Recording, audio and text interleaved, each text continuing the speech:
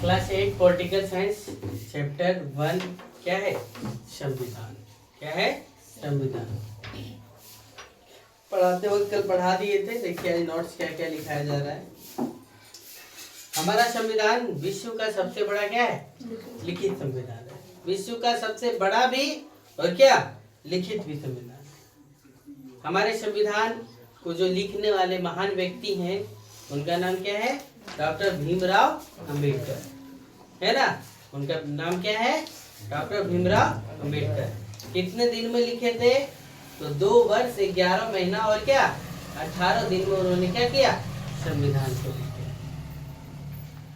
बहुत सारे लोगों ने मिलकर के व्यक्तित्व को तैयार किया, वस्तु को तैयार किया, विषय वस्तु सारे चीज को तैयार करके 2 वर्ष 11 महीना 18 दिन यानी 26 नवंबर 1949 ईस्वी को संविधान को क्या कर दिया? राष्ट्र के सामने पेश कर दिया, है ना।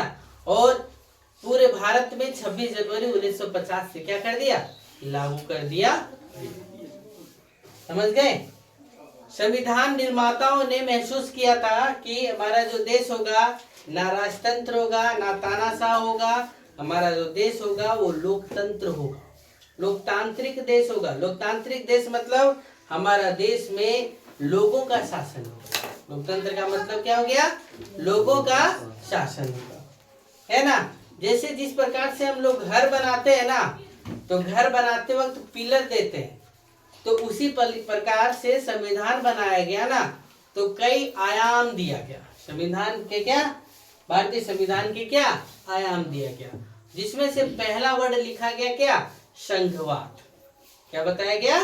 संघवाद। अर्थात भारत जो है ना वो क्या है कि संघों का, अर्थात भारत में एक से ज्यादा स्तर की क्या होगी?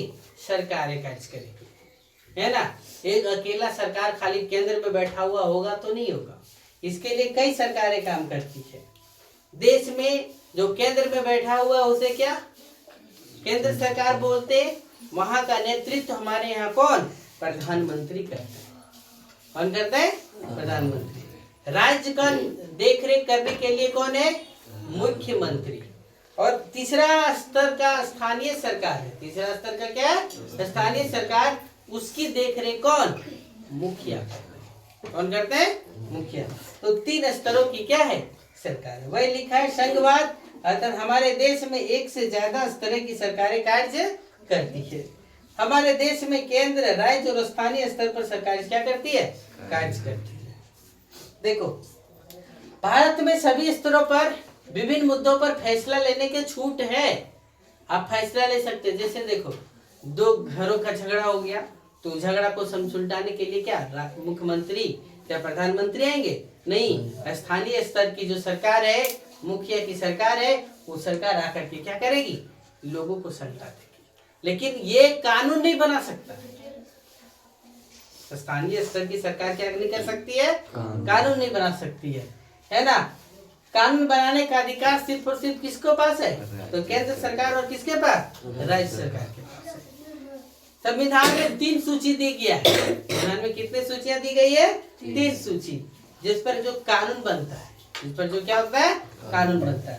पहला है संघ सूची, राज्य सूची और समवर्ती सूची। क्या क्या बोला गया? ध्यान से सुनेंगे। संघ सूची, राज्य सूची और क्या? समवर्ती सूची। संघ सूची में जो देश केंद्र सरकार जो कानून बनाती है उसे किसमें शामिल किया गया? संघ सूची में, है ना। जैसे सुरक्षा के बारे में, वित्त के बारे में, संचार के बारे में, अर्थात जितना भी राष्ट्रीय महत्व का फैसला होगा वो सब किसमें होगा? संघ सूची में। किसमें होगा? संघ सूची में। फिर आया राज्य सूची। राज्य के अंतर्गत जितने भी अहम फैसले होंगे वो सब संबंधित किसमें आएगा? राज्य सूची के अंतर्गत आएगा। और समवर्ती सूची में यानी केंद्र सरकार भी कानून बना सकती है, और कौन? राज्य सरकार भी क्या करती है? कानून बना सकती है। तो लेकिन यदि दोनों के विवाद हो जाए, दोनों को क्या हो जाए? विवाद हो जाए, तो राष्ट्रपति का मोहर जिसमें लग गया, राज्य सरकार भी कानून बना दिया, राष्ट्रपति का मोहर लग गया, तो वो उस राज्य में पालन होगा। लेकिन अगर विवाद हो गया तो किसका? केंद्र सरकार के नियम कानून का क्या होगा? पालन होगा। समवर्ती सूची में शिक्षा है, स्वास्थ्य है, पर्यावरण है, ईटीसी जैसे कुछ विषय हैं जिस पर दोनों सरकार कानून बना सकती है। लेकिन यदि बहस हो गया तो कौन किसका कानून पालन होगा? केंद्र सरकार का।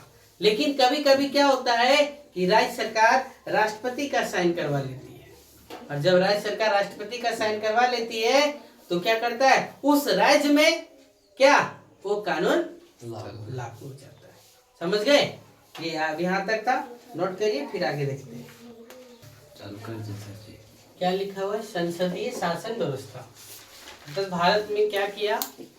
भारत ने संसदीय शासन व्यवस्था को अपनाया। क्या किया? संसदीय शासन व्यवस्था क्या है?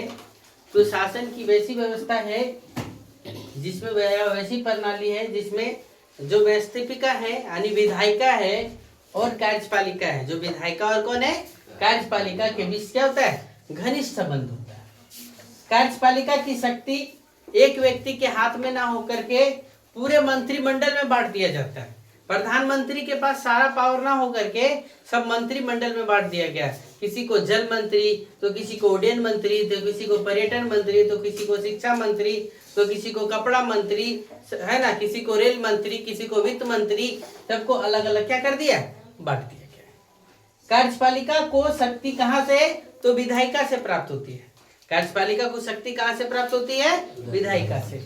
केंद्र स्तर पर कार्यपालिका को जो संवैधानिक अध्यक्ष होता है ना, वो कौन होते हैं? भारत के महामहिम राष्ट्रपति होते हैं। कौन होते हैं? महामहिम राष्ट्रपति होते हैं। मंत्री परिषद का अध्यक्ष कौन होता है? प्रधानमंत्री होता है।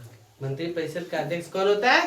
प्रधानमंत्री। लोकसभा में बहुमत दल का नेता, जो बहुमत दल का नेता है वही क्या बनेगा? प्रधानमंत्री बनते हैं। प्रधानमंत्री राज्यसभा या लोकसभा का कहीं का भी हो सकता है। लोकसभा के क्या राज्यसभा के संसद का क्या सदस्य हो सकते हैं। मंत्री परिषद लोकसभा के प्रति क्या होते हैं? उत्तरदायी होते हैं। ये आज का टॉपिक्स था। कल का टॉपिक्स आप लोग का है कौन सा? कल का टॉपिक्स रहेगा स्वतंत्र एवं निष्पक्ष न्यायपालिका, मौलिक अधिकार और मौलिक कर्तव्य। कल का टॉपिक्स ठीक है। आज यहीं तक, नोट करिए।